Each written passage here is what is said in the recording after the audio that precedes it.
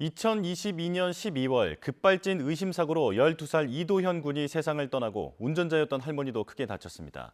사고 당시 차량의 급발진 여부를 두고 재판이 계속되고 있는 가운데 오늘 사고 현장에서 재현 시험이 진행됩니다. 어떻게 이루어지고 또 재판에는 어떤 영향을 미칠지 전문가와 알아보겠습니다. 정경일 변호사와 함께합니다. 어서 오십시오. 네, 안녕하세요. 네, 나와주셔서 고맙습니다. 자, 그러니까 쟁점은 차량 결함이냐, 운전자 조작 실수냐 이 점이잖아요. 이제 네. 이걸 알아보기 위해서 오늘 오후에 검증 시험을 한다고 하는데, 네네. 자, 우선 같은 장소에서 똑같은 조건으로 이렇게 교통사고 현장을 검증하는 건 처음 보는 것 같거든요. 네, 이게 맞습니다. 어떻게 진행되는 겁니까? 지금 국가수에서 먼저 EDR 사고장치 기록을 분석한 바가 있습니다. 네. 하지만 그와 같은 기록 분석 결과는 사고 당시 상황을 기록한 장치를 분석한 것에 불과합니다. 예. 그 EDR 기록 자체에서 결과로는 그 브레이크를 밟은 것이 아니라 풀악셀을 밟았고 브레이크를 밟지 못할 뭐 어떤 기계적인 결함이 있었던 것은 아니다.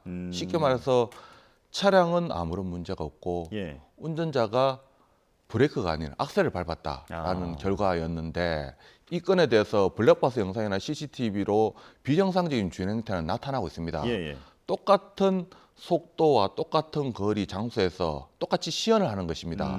다만 이 부분에 대해서는 원고 측이 차량을 제공하고 예. 피고 측이라는 제조사에서는 이 진단기, 그러니까 속도에 관련된 진단기를 장착한 상태에서 그러면 그 기록이 EDR이 아닌 이 예. 기록지에 기록된 기록하고 아. 과거 사고 났을 때 EDR 기록지를 비교를 하면 그 당시와 똑같이 나온다. 예. 그러면 그 당시 차량이 문제가 없었다라고 볼 수도 있겠고 이게 다르다. 그러면 국가수의 어떤 운전자에게 잘못이 있다라는 그 감정 결과 자체를 배척시킬 수도 있기 때문에 예. 또 다른 이 결과에 따라서 원고에게 유리할 수도 있고 피고에게도 유리할 수도 있는 감정 결과라고 할 수 있겠습니다. 그렇군요. 자, 그런데 살펴보니까 이 처음에 경찰이 이 할머니에 대해서는 무혐의를 그러니까 불송치를 했더라고요. 네네네. 그리고 검찰이 재수사 요청을 했던 건데 네, 이제 할머니에게는 아직까지는 형사처벌을 받을 가능성도 남아 있는 거죠. 네 맞습니다. 경찰이 불송치 결정을 하면서 그 당시에도 사실 국가수 감정 결과가 나왔습니다. 예. 그때 운전자의 그 운전 미숙이라는 취지의 국가수 감정 결과가 나왔었는데 경찰은 이 감정 결과를 받아들인 것이 아니라 예. 사고 당시 상황은 정확하게 알 수 없기 때문에 운전자의 과실로 볼 수 없다라고 해서 불송치 결정을 했지만 검찰 측에서는 이 부분에 대해서 불기소 결정한 것도 아니고 기소 결정도 한 것도 아니고 보안 수사 차원에서 다시 재수사를 요청한 것입니다. 아직 그렇군요. 형사 사건도 진행 중에 있습니다. 예. 자, 그렇다면 이제 하나씩 짚어보겠습니다. 먼저 페달 작동을 잘못한 건지 아닌지, 그러니까 운전자의 실수 가능성은 어떻게 확인할 수 있는 겁니까? 네, 결국 이번 감정 결과에서 속도하고 RPM하고 가속 페달 장치 그리고 또 기어 변속 단수 등에 대한 정보를 확보할 것입니다. 예. 이와 같은 정보가 확보되면 과거 그 국가수 감정 결과 EDR 기록지와 비교가 이루어진다면 어떤 부분에 있어서 일치하는 부분이 있는지 불일치하는 부분이 있는지에 따라서 과거 국가수 감정 결과를 신뢰할 수도 있고 배척할 수도 있겠죠. 예, 그렇군요. 자, 그리고 또 차량이 급가속한 직후에 앞서가던 모닝차를 추돌하고 그 이후에도 한참 주행하지 않았습니까? 네네네. 이 추돌이 어떤 영향을 줬을 수도 있을 것 같은데 네. 이 상황도 재현한다면서요? 네, 맞습니다. 이 상황에 대해서도 블랙박스 영상하고 그 음성을 들어보면 1차 추돌 직전에 굉음이 들립니다. 굉음이 들리다가 갑자기 또 추돌하고 난 뒤에 그때부터는 굉음뿐만 아니라 급가속까지 하게 됩니다. 이 부분에 대해서 국가수에서는 어떻게 진단을 내렸냐 하면 예. 추돌하기 전에는 중립기어인 상태에서 추돌 직전에 주행 레버로 바뀌었다. 기어 변속이 있었다라고 이야기를 했었고 또 그 전에 한번 음량 분석 감정이 있었습니다. 이때는 기어 변속하는 소리는 들리지 않았다라는 취지의 감정 결과가 있었습니다. 이와 같이 상치되는 부분이 있는데 이번에도 똑같이 재현을 해서 그 당시에 어떤 RPM 속도 분석으로 기어 변속이 있었는지도 한번 확인하겠다고 합니다. 결국 기어 변속이 있었는지 없었는지에 따라서 국가수 감정 결과를 신뢰할 수 있느냐 없느냐 여기까지 연결된다고 볼 수 있겠습니다. 그렇군요. 그러니까 똑같은 환경을 만들어 놓고 한번 시험을 해보겠다. 네. 네, 이렇게 이해하면 될 것 같은데요. 네. 자, 그런가 하면 이 사고 전 마지막 5초 동안 앞서 말씀해주신 그 사고 기록 장치 EDR에는 운전자가 풀 엑셀을 밟았다고 기록이 되어 있습니다. 네. 그런데 속도는 시속 110에서 116으로 그러니까 6km 정도만 증가를 했거든요. 네네. 이것도 다시 한번 보는 건가요? 네, 유족 측에서도 이 부분은 또 어떤 국가수 감정 결과를 신뢰하지 못하는데 사실 누구라도 풀악셀을 밟았을 때 네. 5초간 풀악셀을 밟았을 때 시속 6km만 증가한다 못 받아들이는 부분입니다. 예, 예. 이 부분도 똑같은 상황에서 재현을 했을 때 시속 110에서 116으로 가는 것인지 아니면 원고 측 주장인 뭐 120, 130 이상으로 변동되는지 확인한다라고 하고 또 예. 하나 이 경찰 통제하에서 사고 당시 도로 주행까지도 이루어지는데 이 사고는 사실 한 30초간 이루어졌습니다. 예. 급가속이 30초간 이루어졌는데 과연 일반 운전자가 30초간 풀악셀을 밟는 것이 가능한가? 이 부분까지도 한번 이번 재현 시험에서 이루어진다라고 합니다. 예, 지금 영상으로도 그때 사고 당시에 주변 차량의 제보 영상을 보여드리고 있는데 갑자기 굉음을 내면서 이렇게 급가속하는 모습을 또 한번 다시 볼 수 있었습니다. 네.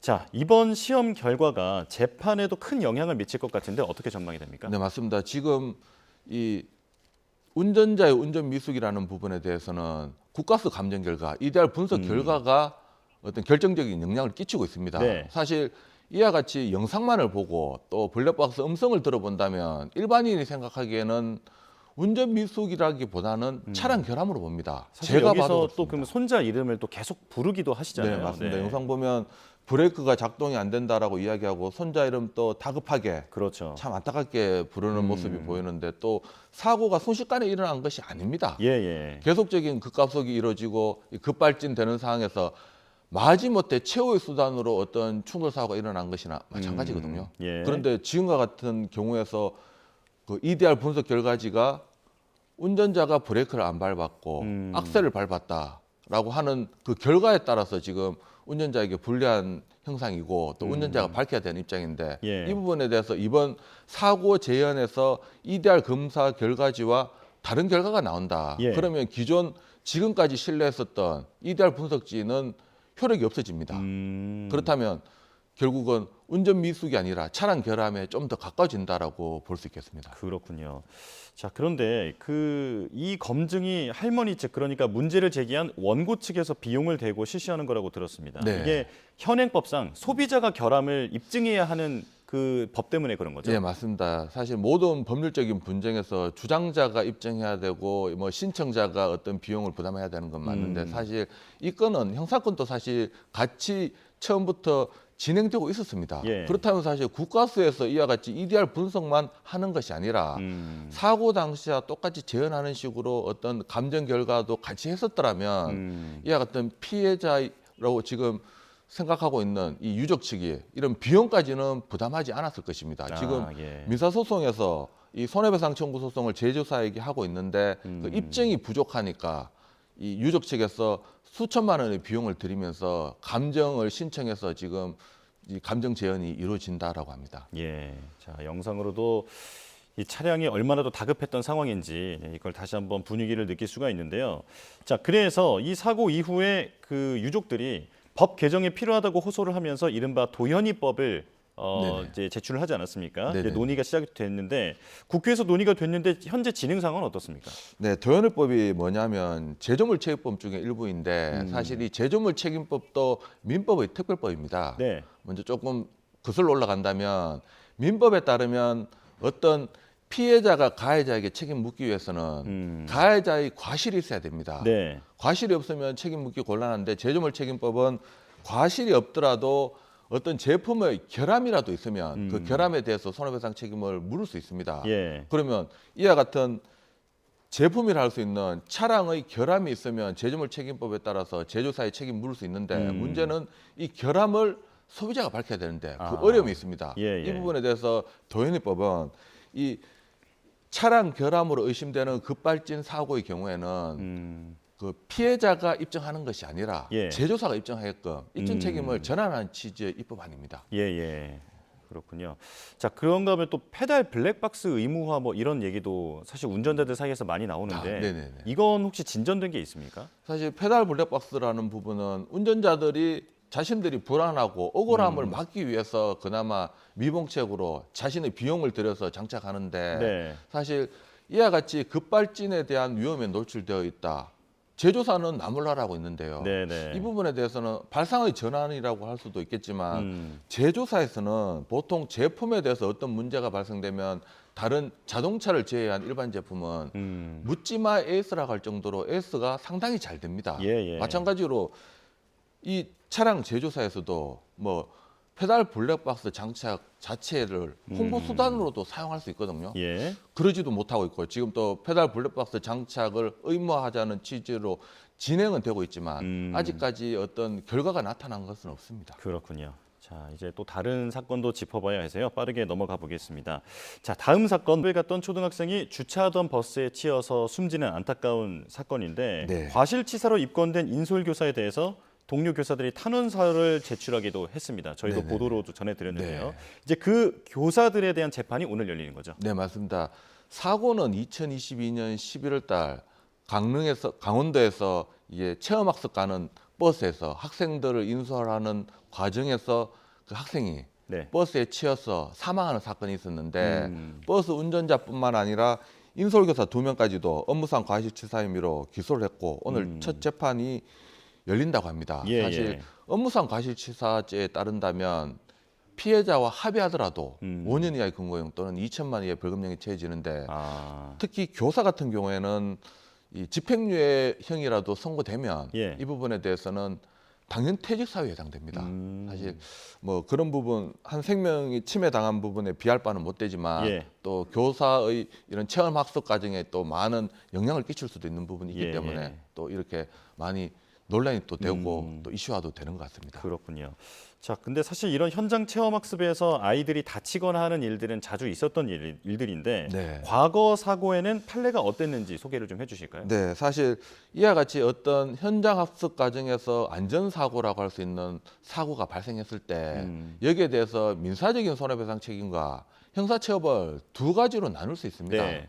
보통 민사책임에 있어서는 2017년 경북 영주초등학교 수학여행 다니던 학생이 장난감 화살에 맞고 한 학생 왼쪽 눈이 실명된 사건이 있었는데 여기에 네. 대해서도 학교 책임을 인정했습니다. 네. 또 2012년 인천 고등학교 이 수학여행에서 레일바이크 체험 도중에 낙상하는 사건이 있었는데 이 건에 네네. 대해서도 학교 측 책임을 인정했었고 마찬가지로 또 2008년 제주 초등학교에서도 인력거 타고 놀다가 쇄골이 잡고 있던 학생이 왼손 약지가 절단되는 안전사고가 있었는데 예. 학교 측 손해배상 책임을 인정한 바도 있습니다. 다만 이러한 책임을 인정한 것은 민사적인 손해배상 책임입니다. 네. 다만 이번 재판은 형사재판입니다. 예. 사실 민사 손해배상 책임 인정은 뭐 학교든 국가든 지자체든 또 공제에 가입되어 있기 때문에 손해배상 책임 보험사를 통해서 뭐 민사적인 불법행위에 의한 손해배상 책임을 인정하고 있지만 형사책임까지 묻는 경우는 좀 이례적이라고 할 수 있습니다. 사실 모든 건에 대해서 안전사고에 대해서 형사책임까지 물어버린다. 네. 그러면 사실 그 담당자들은 어떤 행동을 하는데 상당히 소극적인 태도를 취할 수밖에 없어질 수도 있습니다. 예.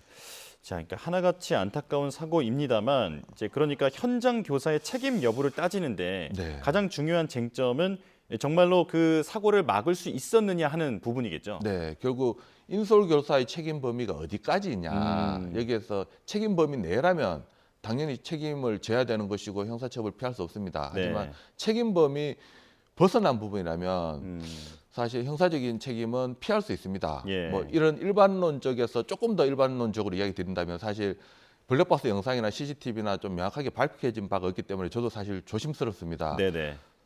선생님 입장에서도 사실 불가항력적인 상황에서 이런 형사처벌까지 받아야 된다라고 하는 많은 어려움이 있을 것이고 예. 또 부모님 입장에서도 믿고 맡겼는데 자신의 아이가 이렇게 됐다라면 그렇죠. 상당히 또 참기 어려운 부분이 있을 것입니다. 예. 원칙적으로는 사실 인솔교사라고 하는 직책 자체는 학생을 관리 감독하는 직책입니다. 예. 따라서 안전사고가 일반적으로 발생됐다면 사고에 대해서 관리 감독을 제대로 못했으면 책임을 집니다. 이 부분에 대해서 특히 인솔교사가 2명이다. 라고 하면 또 주차장이라는 공간은 네. 자동차와 사람이 혼재되는 공간이기 때문에 예. 안전에 각별히 주의를 해야 됩니다. 네. 다만 사고가 돌발적인 상황에 발생되었고 차가 갑자기 돌진을 했다. 이와 같은 상황이라면 교사에게까지 책임을 묻기 곤란하고 버스의 책임으로 봐야 될 것인데 구체적인 사고 경위에 따라서 인솔교사의 책임이 인정될 수도 안 될 수도 있는 사안이라고 생각합니다. 예, 자 시간이 많이 없는데요. 한 가지만 좀 여쭤보겠습니다. 네. 그러니까 지금 인솔 교사들도 그 주변 동료 교사들이 탄원서도 제출한 상황인데 네. 이제 학교 현장에서는 지금 어떤 점을 우려하고 있는 겁니까? 결국은 이와 같이 학교 현장에서는 이런 사고에 대해서 민사적인 손해배상 책임은 보험에도 가입돼 있고 금전적인 배상하면 되는데 네. 정작 당사자에게까지 책임을 묻는 것이 형사적인 처벌까지 물어버린다. 그러면 현장 학습하는 부분에 대해서 많이 소극적인 부분도 발생될 수 있다는 우려도 있습니다. 예, 알겠습니다. 자, 먼저 살펴봤던 강릉 급발진 사고 검증 그리고 인솔교사 재판까지 모두 오늘 이루어질 예정이니까 결과를 지켜봐야겠습니다. 지금까지 교통사고 전문 정경일 변호사와 얘기 나눠봤습니다. 고맙습니다. 네, 고맙습니다.